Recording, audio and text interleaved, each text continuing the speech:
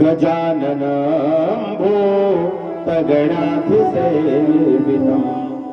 कपित्थजम्बू फलचारुभक्षणम् उमासुतां सो कविनाशकारकम्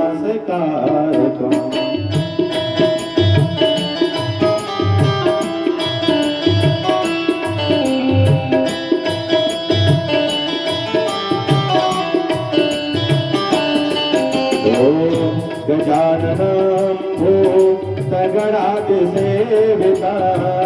कपित्थजम्बू फलचारुभक्षणम्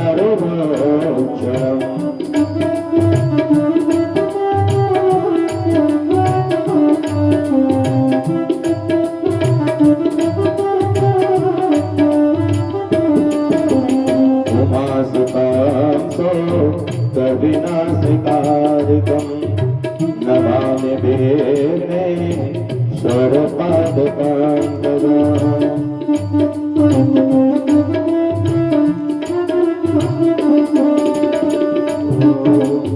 देवी प्रपन्ना शिवरे प्रसीद प्रसीद माता जगतोऽखिलस्य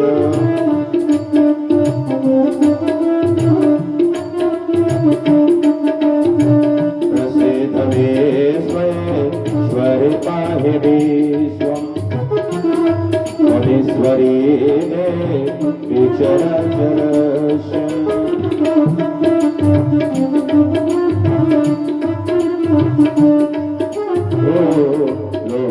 लोकाभिरामं प्रणरङ्गवीर्यं राजीवनेत्रं प्रभुवन्दनाथम्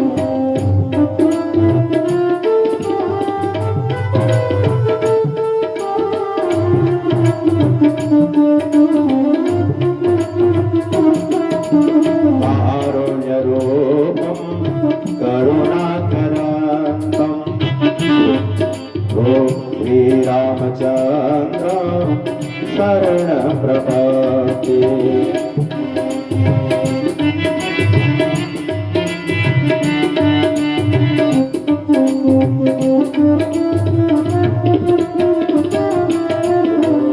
मनोजवं ऋतुतुल्यवेगम् जितेन्द्रियाम्बो लिमकां वरिष्ठम्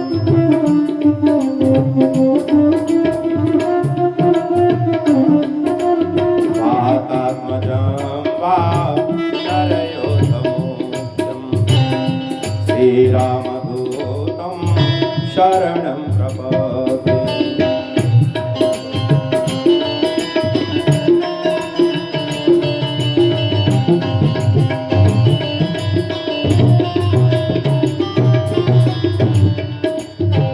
करारविन्दे न पदारविन्दम् मुखारविन्दे विनिवेशयन्तं वटस्य पात्र शपुटे शयान्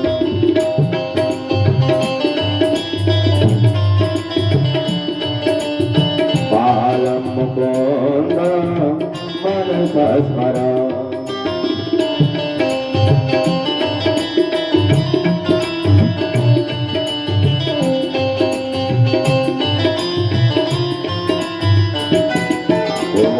श्री कृष्ण गोविंद हरे मुरारे हे नाथ नारायण वासुदेव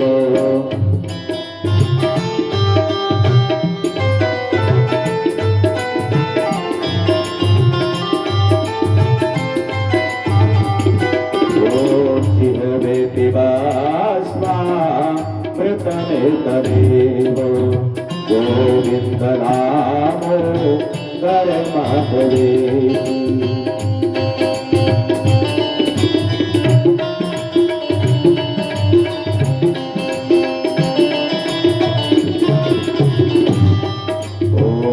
विक्रेतु कामा किल गोपकन्या मुरारी पादार्पित चित्तवैति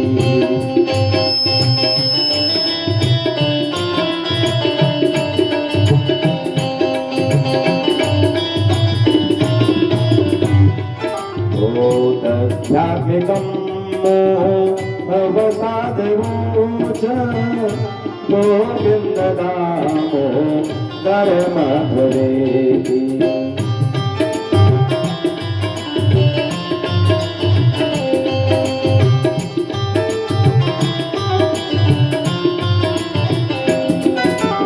गृहे गृहे वो अवधूतदम्बा सर्वे मिलित्वा समवाप्ययोगम्।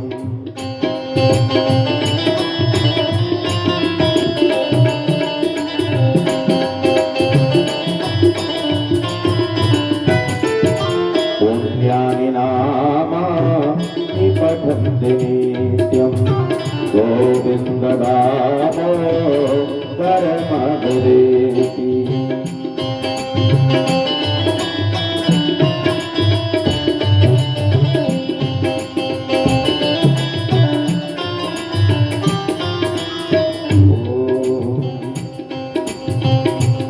कृष्णाय वासुदेवाय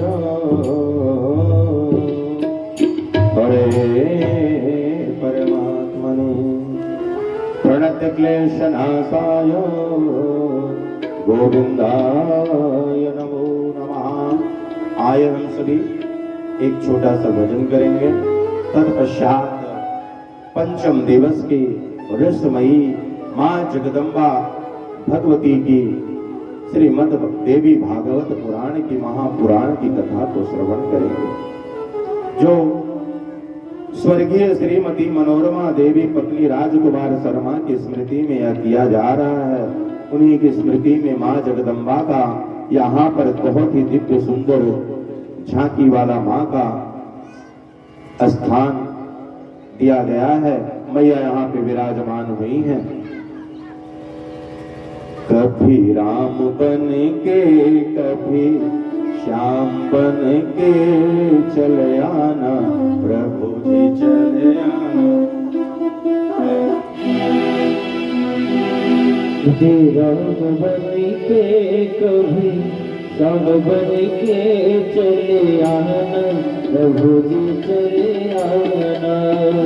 कभी राम बन के कभी श्याम बन के चले आना प्रभु जी चले आना।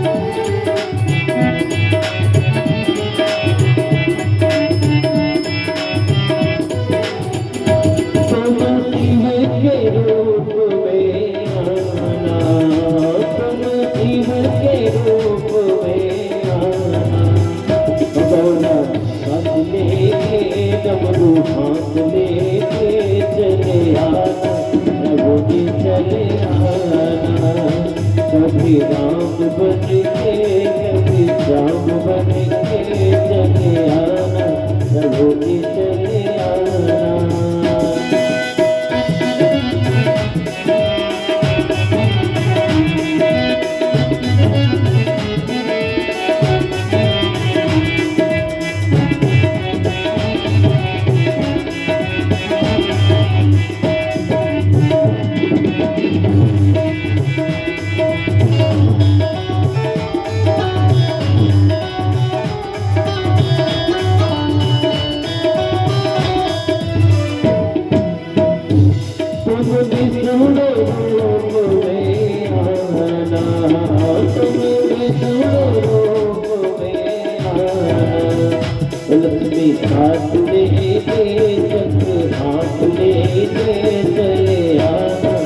प्रभु जी चले आना।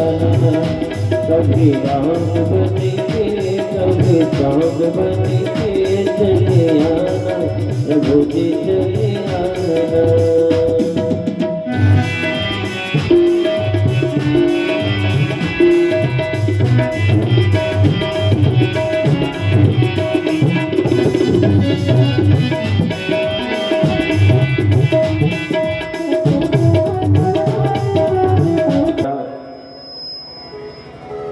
एक से एक कथाएं आएंगी। इसमें भगवान मर्यादा पुरुषोत्तम श्री राम जी की कथा आएगी, भगवान श्री कृष्ण की कथा आएगी, माँ जगदम्बा द्वारा महिषासुर के मर्दन की कथा आएगी, महिषासुर मर्दनी की। माँ जगदम्बा द्वारा कैसे बहुत ही साहसिक, जहाँ देवताओं की शक्ति छीड़ हो गई, वहाँ महिषासुर को मारने के लिए माँ जगदम्बा प्रकट हुई। शुंभ निशुंभ का वध आदि सभी कथाएं आपको जो है आज की सभा में सुनाई जाएंगी। आइए हम सभी श्रीमद् देवी भागवत की कथा में प्रवेश करें और उसे श्रवण करके अपने जीवन को धन्य बनाएं।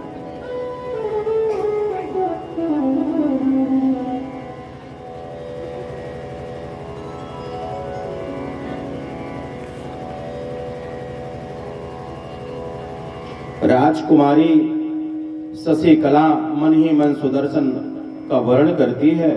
काशी राज द्वारा स्वयंवर की घोषणा हुई। शशिकला का सखी के माध्यम से, उसकी सहेली के माध्यम से जो उसके मन की मुराद थी माता को बताया गया। माता शशिकला को समझाई। शशिकला का जो है अपने निश्चय पे दृढ़ रही। सुदर्शन तथा राजाओं का स्वयंवर में आगमन हुआ। बड़े बड़े वहां पर राजा उपस्थित हुए। युधाजित द्वारा सुदर्शन को मारने की बात कही गई। केरल नरेश उन्हें समझाए। राजाओं का सुदर्शन से स्वयंवर में आने का कारण पूछा गया। सुदर्शन का उन्हें स्वप्न में माँ जगदम्बा का दर्शन हुआ, भगवती के दर्शन हुए। उन्होंने आदेश दिया कि जाओ, तुम्हारा विवाह शशिकला सुदर्शन के साथ में होगा। राजा सुबाहु का राजाओं से अपनी कन्या की इच्छा बताया गया। युधाजित का क्रोध होकर के सुबाहु को फटकार मिली और शशिकला गुप्त स्थान में सुदर्शन के साथ में जा करके मंदिर के अंदर विवाह कर लिया।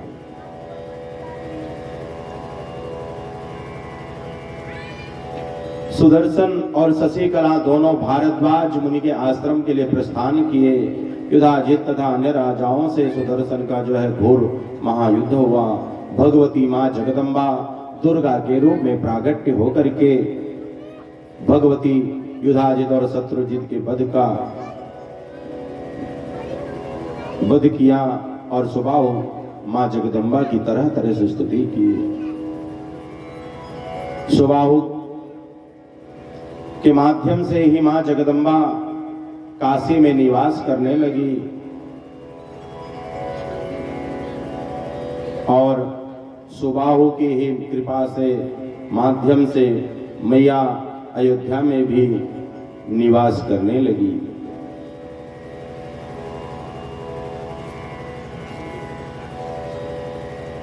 आज भी काशी में माँ जगदम्बा साक्षात रूप से निवास करके वहाँ के लोगों का कल्याण कर रही है और अयोध्या में भी माँ जगदम्बा साक्षात वहाँ पर निवास कर रही है। आइए हम सभी नवरात्र व्रत के विधान की कथा सुने। बहुत से लोग शंका में रहते हैं कि नवरात्र में कैसे पारणा करना चाहिए, क्या करना चाहिए, नवरात्रि में किसको भोजन कराना चाहिए, किन कन्याओं को खिलाना चाहिए। यहाँ आप लोग ध्यान से सुने, क्योंकि आजकल के जो ब्राह्मण हैं उनको पता ही नहीं है कि क्या निर्णय लेना चाहिए। निर्णय सिंधु सब पढ़ नहीं सकते। हिंद सनातन धर्म का जो भी निर्णय लेने की बातें हैं, हर व्रत त्योहार तिथियों, होली दीपावली भद्रा, हर चीज का वह निर्णय सिंधु में बताया गया। और हर एक इंसान पूरे गांव समाज में खोज डालो, जिले में शायद किसी एक के पास निर्णय सिंधु मिलेगा, बाकी सबके पास मिलेगा भी नहीं, है ना सत्य। इसीलिए लोग जो है पंचांगों में भी शंका संबंधित समाधान देते भी नहीं, सब परेशान हो जाते हैं कि क्या तिथि का क्या निर्णय लेना चाहिए, किस दिन होली मनाएं, किस दिन दीपावली मनाएं, किस दिन एकादशी का व्रत करें। एकादशी का व्रत द्वादशी युक्त हो वही माना जाता है, दशमी युक्त एकादशी नहीं माना जाता। द्वादशी युक्त त्रयोदशी जो होती है वही प्रदोष होता है। पूर्णिमा का जो व्रत करते हैं ना, जिस पूनम को पूर्णिमा को रात मिल रही है वही व्रत के लायक होती है। चतुर्दशी युक्त जो पूर्णिमा होती है वही व्रत के लिए होती है, जिसको रात मिले। बहुत से लोग बोलते उदया तिथि के हिसाब से पूर्णिमा 7 बजे तक थी, आज पूर्णिमा का व्रत है। मैं बोला शास्त्र कहता है पूर्णिमा के लिए रात चाहिए, जिस रात्रि को पूनम मिल रहा हो उसी दिन व्रत करना चाहिए। तृतीया युक्त जो चतुर्थी है वही व्रत किया जाता है। चौथ का व्रत जो औरतें करती हैं, पंचमी युक्त चौथ का व्रत नहीं किया जाता। तो आइए हम सभी नवरात्र व्रत जो हर भारतवासी करता है, शास्त्र कहता है 4 नवरात्रि होती है वर्ष भर में, 2 गुप्त हैं और 2 प्रत्यक्ष हैं। जो गुप्त हैं यति मुनि तपस्वी योगियों के लिए है, तांत्रिकों के लिए है, सिद्धि प्राप्त करने वालों के लिए है, और जो प्रत्यक्ष रूप में है वो सभी गृहस्थियों के लिए है। चैत्र नवरात्र और आश्विन कुवार की जो नवरात्रि है वह सभी के लिए है, संसारिकों के लिए है। आइए हम सभी माँ जगदम्बा के नवरात्र व्रत का वर्णन करें, कथा श्रवण करें।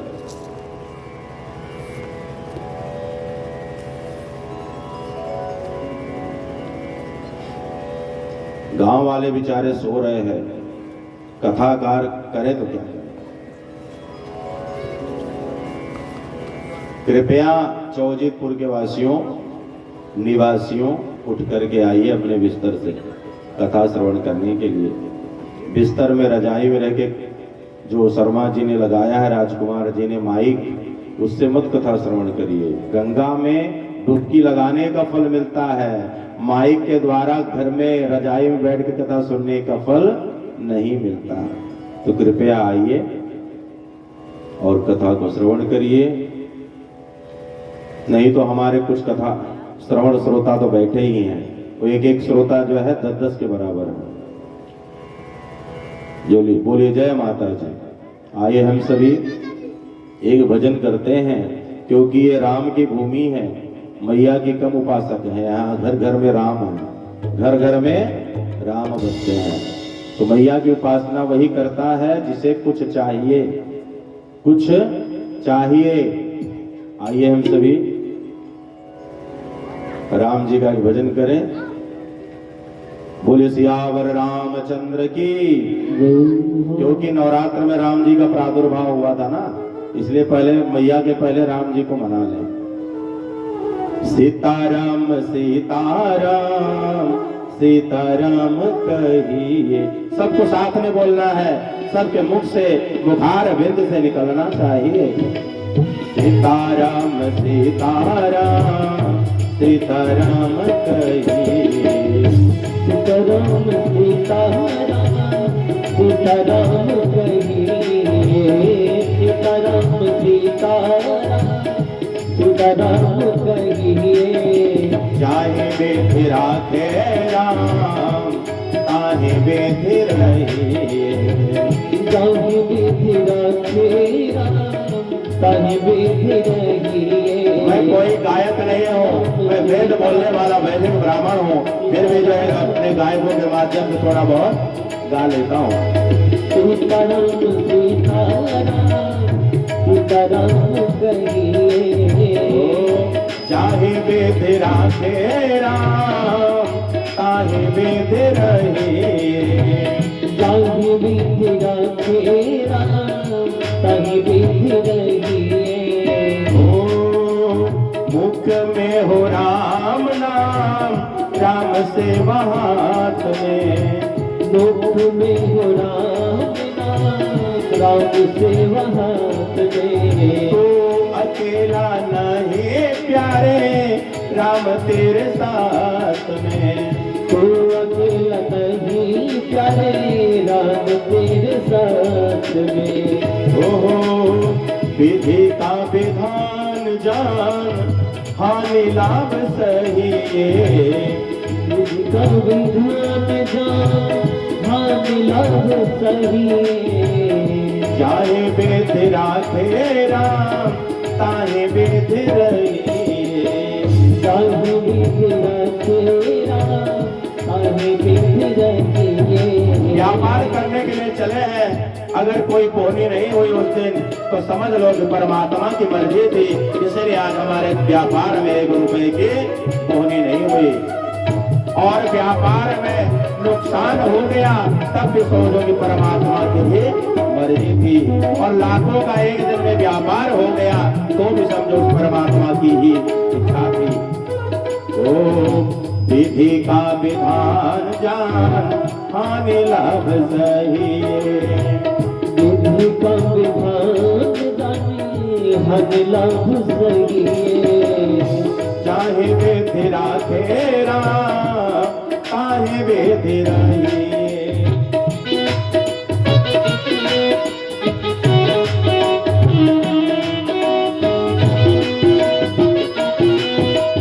सीताराम सीताराम सीताराम कहिए, सीताराम सीताराम सीताराम कहिए।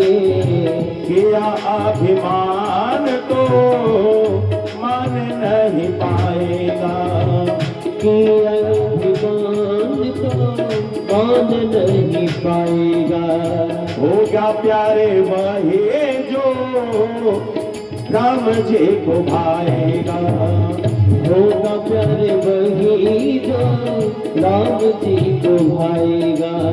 फल आशा त्याग प्यारे, ओहो फल आशा त्याग प्यारे शुभ काम करिए। फल आशा त्याग शुभ काम करिए। चाहे विधि राखे राम ताहे विधि रहिए। ताहि विधि रखे राम ताहि विधि रहिए। सीताराम सीताराम सीताराम कहिए, सीताराम सीताराम सीताराम कहिए। ओ जिंदगी की डोर सौंप हाथ दीननाथ के। सारे जिंदगी परमात्मा के हाथ में डाल दो। प्रभु जो होगा अच्छा हुआ तो भी तेरे हाथ में, बुरा हुआ तो भी तेरे हाथ में। जिंदगी की डोर सौंप हाथ दीननाथ के, जिंदगी की डोर सौंप हाथ दीननाथ। आपको बताएं महाभारत में जब पांडव जुआ खेल रहे थे, वह सकनी उनकी मदद कर रहा था कौरवों की। जब पांडव हार गए जुआ तो मां द्रौपदी कहती है, देवी द्रौपदी, कि भैया आप तो मेरे थे, क्यों नहीं मदद किए, क्यों हमारी लाज जाने दिए, क्यों नहीं पांडवों को जिताए। तो भगवान कहते हैं कि बहना तूने बड़े सरलता से कह दिया कि आपने मेरी मदद नहीं की। पहले पूछ तेरे पतियों से, 5 पांडवों से, तेरे 5 पतियों से कि क्या उन्होंने मुझे पूछा था या मेरी मदद मांगी थी, क्या मेरी मदद मांगी थी। वहां तो शकुनी उनकी मदद कर रहा था क्योंकि वह अपने मामा के साथ में था, मामा के आसरे बैठा था जुआ खेलने। लेकिन तेरे 5 पतियों ने क्या भरोसा लिया था मुझे, क्या मुझे याद किया था जुआ खेलने के समय, परमात्मा को याद किया था।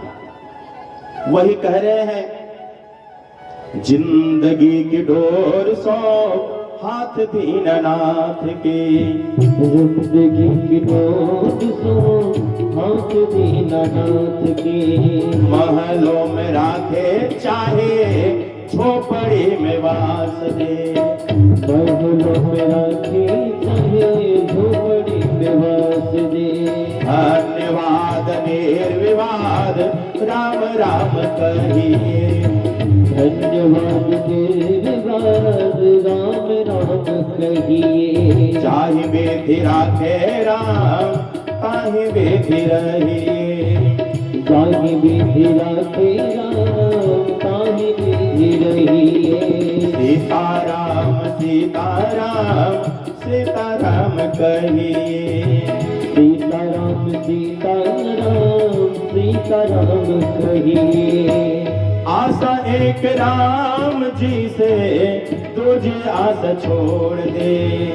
आशा एक राम जी से दूसरी आशा छोड़ दे।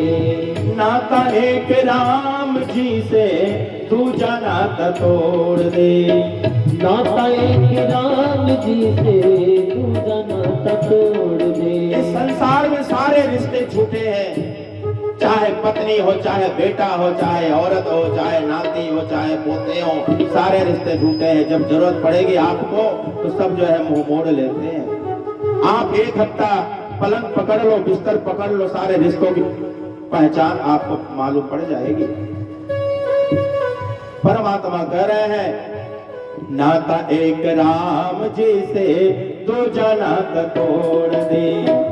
नाता एक राम जी से दूजा नाता तोड़ दे। साधु संग राम संग अंग अंग रहिए। साधु संतों का सत्संग करो, परमात्मा का नाम रटो, वही आपको रास्ता दिखाएंगे। साधु संग राम रंग अंग अंग रंगिए। साधु संग राम रंग अंग अंग रंगिए। ओ काम रस त्याग प्यारे राम रस पी पगिए। काम रस त्याग प्यारे राम रस पगिए। सीताराम सीताराम सीताराम कहिए। सीताराम सीताराम सीताराम कहिए। चाहे बेधि राखे राम ताहि बेधि रहिए। जाहि बेधि राखे राम ताहि बेधि रहिए। बोले सियावर रामचंद्र भगवान की। आइए हम सभी नवरात्र के विषय में ज्ञान अर्जित करें। माँ जगदम्बा के श्रीमद् देवी भागवत महापुराण में मैया हर तरह से शंकाओं का समाधान की है। नवरात्र व्रत कैसे करना चाहिए, इसकी क्या विधि है, क्या विधान है, कन्याओं को, किन कन्याओं को भोजन कराना चाहिए। बहुत से लोग नवरात्र में किसी भी कन्या को भोजन करा देते हैं, 2 महीने की 3 महीने की हो तो भी बोलते हैं थोड़ा सा खीर चखा दो हो गया। तो आइए हम सभी श्रीमद् देवी भागवत में नवरात्र व्रत की विधि को श्रवण करें। जनमे जय उवाच नवरात्रे तु संप्राप्ते किं कर्तव्यं द्विजोत्तम।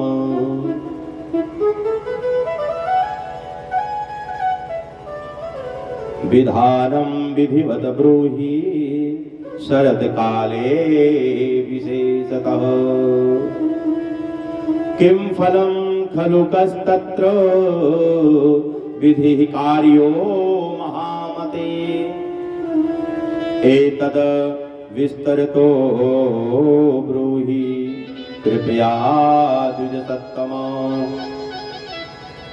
व्यास उवाच श्रेणुराजन प्रवक्ष्यामि नवरात्रव्रतं शुभम्। शरत्काले विशेषेण कर्तव्यं विधिपूर्वकम्। वसन्तकाले च प्रकर्तव्यं तथैव प्रेमपूर्वकम्।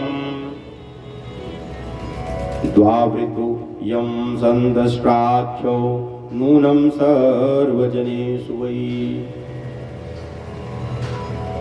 श्रीमद् भागवत में सुखदेव और महाराज परीक्षित का संवाद है, लेकिन श्रीमद् देवी भागवत में जन्मेजय परीक्षित महाराज के पुत्र जन्मेजय और महाराज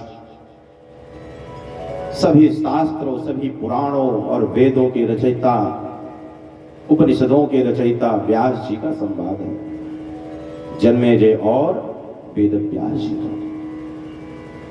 महाराज जन्मेजय जी पूछ रहे हैं कि नवरात्र के आने पर विशेष करके जो शरत काल की आश्विन मास की कुआर महीने की नवरात्र में क्या करना चाहिए महाराज, उसका क्या विधान है, आप मुझे भली भांति बताएं, आप समझाएं।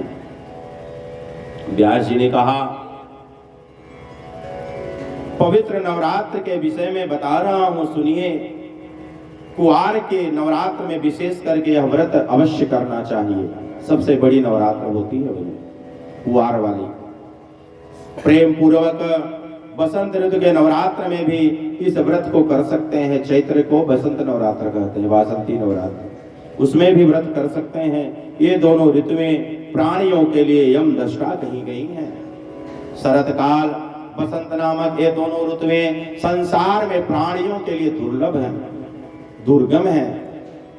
आत्म कल्याण के इच्छुक व्यक्तियों को बड़े ही प्रयत्न के साथ में नवरात्र का व्रत करना चाहिए।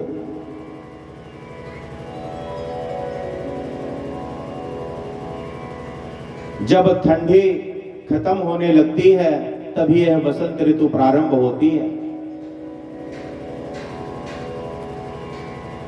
और जब बरसात पूर्ण होने लगती है तभी शरद ऋतु आती है। दोनों का बहुत ही वैज्ञानिक कारण है। ठंडियों में लोगों के जो बदन है, शरीर है, आलस्य और प्रमाद से भरे रहते हैं। लोग देख रहे हैं ना, कुर्सी शर्मा जी ने इतनी लंबी चौड़ी सब बढ़िया लगाई है, मैदान बढ़िया बनाया है समतल करवा करके, लेकिन लोग ठंड से रजाई में दबके हुए हैं। अमृत बरस रही है, उसको ग्रहण नहीं कर पा रहे हैं। और वही हाल बरसात में भी होता है। बरसात अतिवृष्टि होने लगती है, लोग घर में पड़े रहते हैं, नौकरी पे भी नहीं जाते, कहीं बरसात हो रही इसलिए नहीं आया। वही हाल ठंडी में भी रहता है।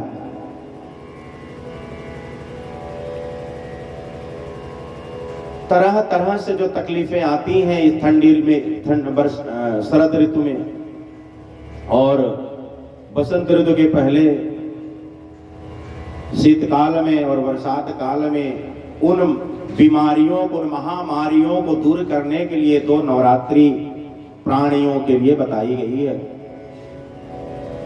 इसीलिए तो जब बसंत ऋतु आती है तो लोग नीम के पत्तों का जूस पीते हैं, जिससे चेचक जैसी बीमारियां ना हो, रक्त से संबंधित बीमारियां ना हो। कुछ लोग जो है चैत्र महीने में नीम के पत्तों का शरबत बना के पीते हैं, जूस बना के पीते हैं। और जब शरद ऋतु आती है उस समय भी यह नवरात्र का व्रत किया जाता है कि जिससे वर्षा काल में बहुत असंख्य जीव जंतु पैदा होते हैं। उन असंख्य जीव जंतु हमारे श्वास में जाकर के हमको तकलीफ ना करें, इसीलिए उस समय भी शरद ऋतु में भी, कुआर के महीने भी लोग व्रत करते हैं और अष्टमी अथवा नवमी के दिन हवन करते हैं, यज्ञ करते हैं कि वह यज्ञ का, और चैत्र नवरात्र के समय जो यज्ञ होता है नवमी अथवा अष्टमी के दिन, उस हवन के धुएं से जो असंख्य जीव है, जंतु हैं, वह जो है प्राणियों को दुख न पहुंचाए, नष्ट हो जाए। इसलिए कि हर घर में लोग व्रत करते हैं और हवन करते हैं, यही कारण है, जिससे वातावरण शुद्ध हो। असंख्य जीव जंतु जो हानिकारक हमारे शरीर में बैक्टीरिया के रूप में प्रवेश करते हैं, खांसी, छींक, सर्दी, जुकाम, बुखार, तरह तरह के पेट की तकलीफें बढ़ती हैं, वह सब दूर हो जाए।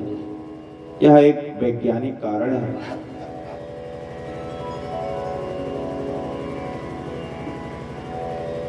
तस्मात् तत्र प्रकर्तव्यं चंडिका पूजनम उदये चैत्राश्विने शुभे मासे भक्ति पूर्वम नराधिपो द्वावेव तुसु महाघोरा ऋतुरोग करो निराम। बसंत तथा शरद ऋतु दोनों ही ऋतुएं बड़ी ही भयानक हैं और मनुष्यों के लिए रोग उत्पन्न करने वाली होती है। ये सबका विनाश कर देने वाली होती हैं। अतएव बुद्धिमान लोगों को शुभ चैत्र तथा अश्विन मास में भक्ति पूर्वक चंडिका देवी का पूजन करना चाहिए। अष्टमी अथवा महानवमी के दिन हवन करना चाहिए। अमावस्या आने पर व्रत की सभी शुभ सामग्री एकत्रित कर लें।